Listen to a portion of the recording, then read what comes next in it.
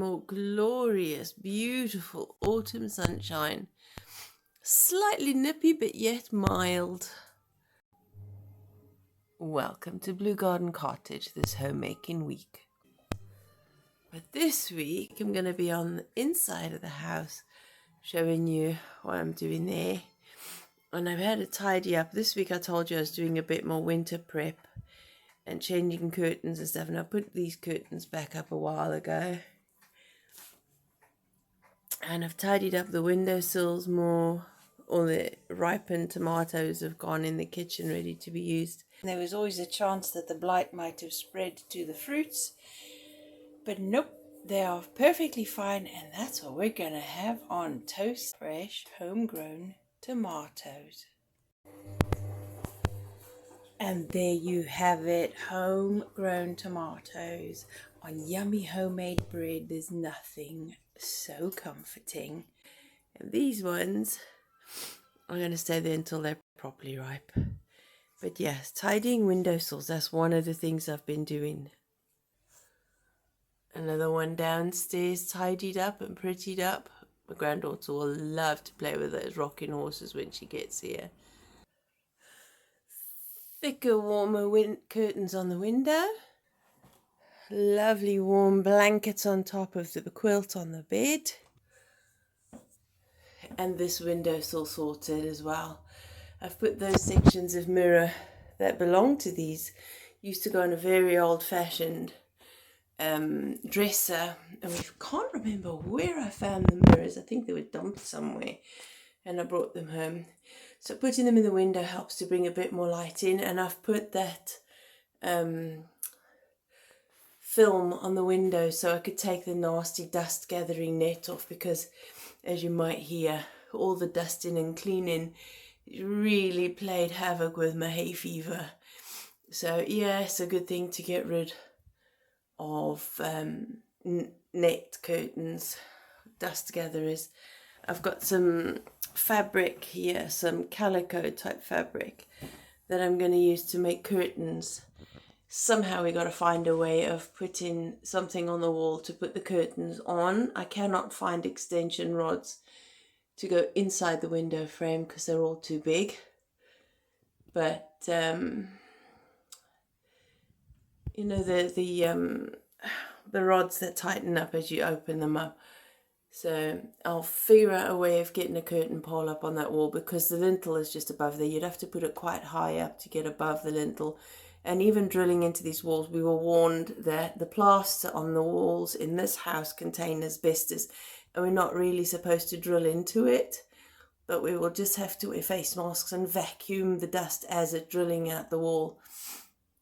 But I need curtains up there because it really does feel cold on the landing and downstairs at night without the extra window covering, even though they are double glazing.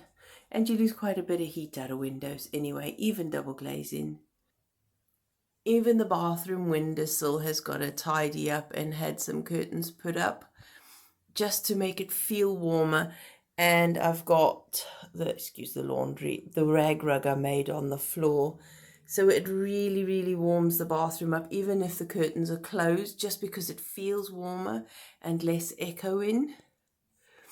And obviously I'll have to take those curtains down on a weekly basis and wash and dry them just to make sure there's no mold gathering on them, even with the vent there. So, yep, the bathroom has had a sort as well. Even the kitchen window has had a warmer, thicker fabric on the window just to make it, give it the impression of a warmer feel in the kitchen.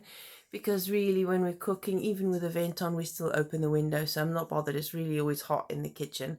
But this just makes it feel a bit more cozy for the winter.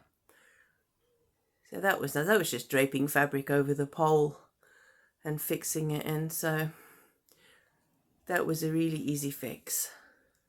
The biggest change is in a curtain pole put on the door, ready to have a curtain, because there's just no room to put one above the door and either side. So it's got to go on the door. Hopefully the curtain's wide enough to go over the edges of the door to keep the draft out. and I've put the curtain pole as high to the top of the door as I could.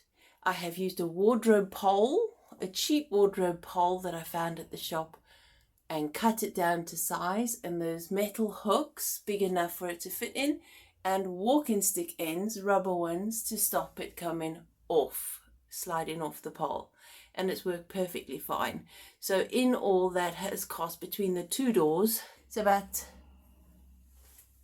£6 in all for all the hardware for the curtain poles on both doors.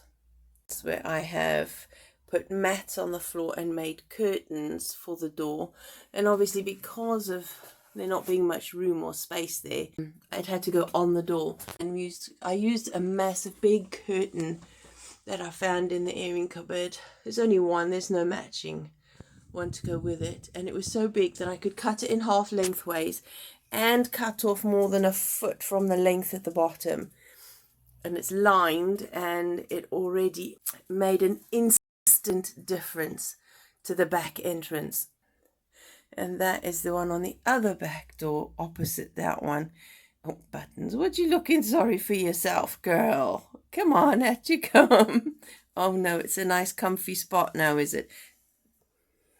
Dogs are a good judge of energy in a space, so she likes that corner.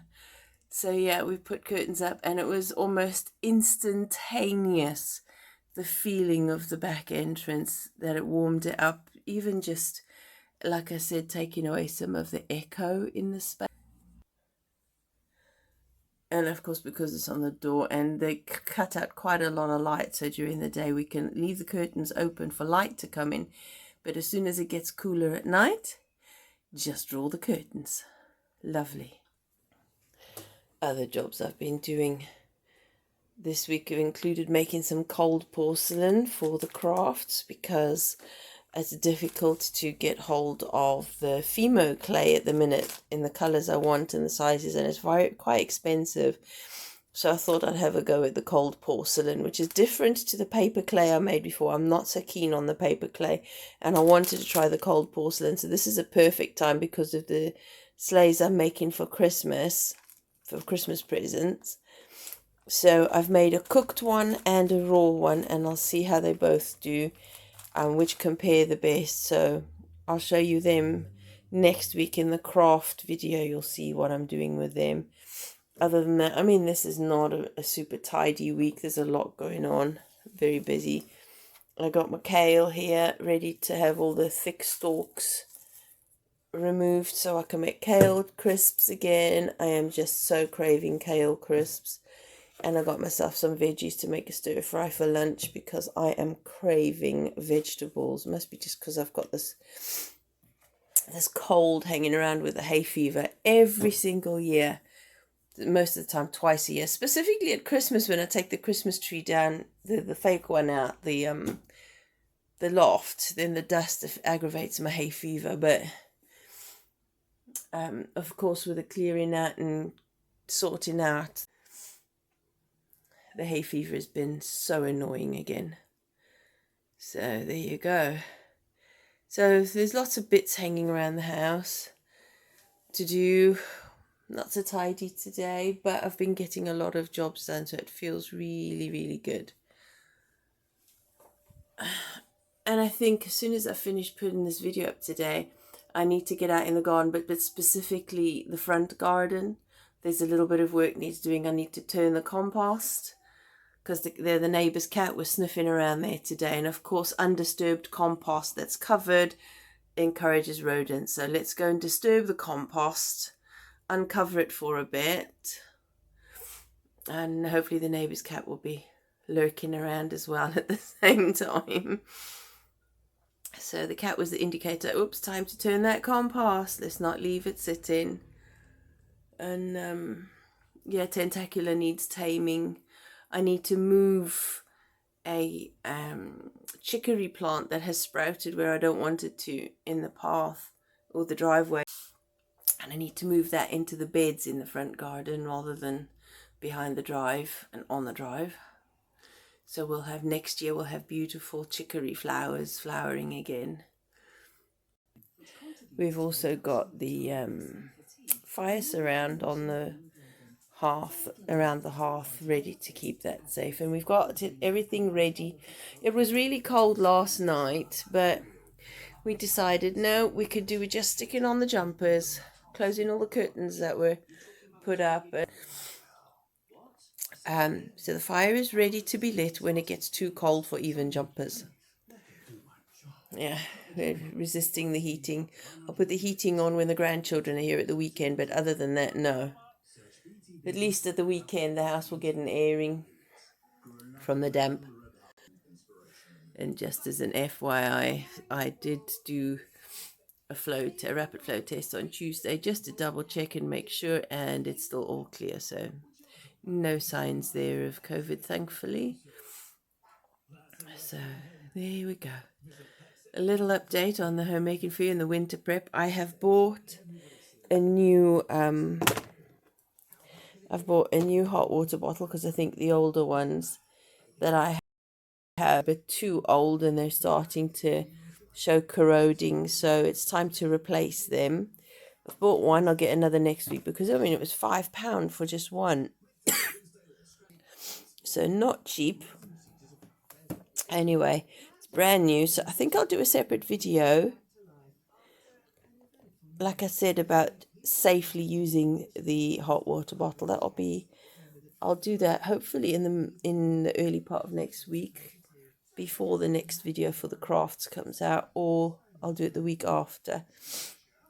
Yes, you're right, you do see the first aid stuff there with crafting. Obviously little nicks happen, cuts and things, so need some dressing changes in a bit. We need to find a different hobby, don't we? Anyway, people, been lovely catching up and chatting with you here at Blue Garden Cottage, and all the crazy goings on and the lovely setting. And oh, look at that horizon with the clouds. I better get the washing in off the line. Ah, autumn cozying up time. Wonderful.